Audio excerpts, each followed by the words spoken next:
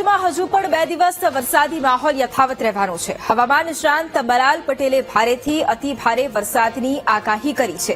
હજુ પણ 2 દિવસ રાજ્યમાં વરસાદી માહોલ યથાવત રહેવાનો છે। અલગ અલગ ભાગોમાં મેઘાવી માહોલ ચાપવાનો છે। આ અંગે હવામાન નિષ્ણાંત બલાલ પટેલે આગાહી કરી છે। ભારેથી અતિ ભારે વરસાદ ખાબકવાની આગાહી કરવામાં આવી છે। અમદાવાદ અને ગાંધીનગરમાં ભારે વરસાદની શક્યતાઓ વ્યક્ત કરાઈ છે। રાજ્યના ઘણા ભાગોમાં ભારેથી અતિ ભારે વરસાદ થવાની શક્યતા રહેશે। મહીસાગરના ભાગોમાં ભારેથી અતિ ભારે વરસાદ થવાની શક્યતા રહેશે। વડોદરાના ભાગમાં ભારે વરસાદ થવાની શક્યતા રહેશે।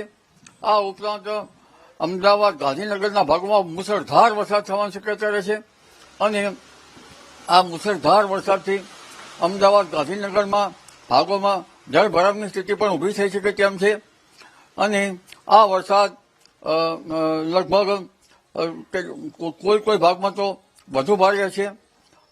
ત્યારબાદ ઉત્તર ગુજરાતના ભાગોમાં મહેસાણાના બનાસકાંઠા પાલનપુર થરાદ વગેરે ભાગમાં પણ વરસાદ થવાની શક્યતા રહેશે।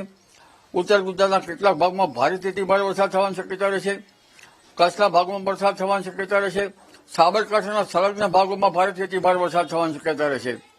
પંચમહાલના કેટલાક ભાગમાં ભારેથી અતિ ભારે વરસાદ થવાની શક્યતા રહેશે અને લગભગ સાબરકાંઠા અરવલ્લીના ભાગોમાં પણ ભારે વરસાદ થવાની શક્યતા રહેશે। કેટલાક ભાગમાંથી ભારે વરસાદ થવાની શક્યતા રહેશે।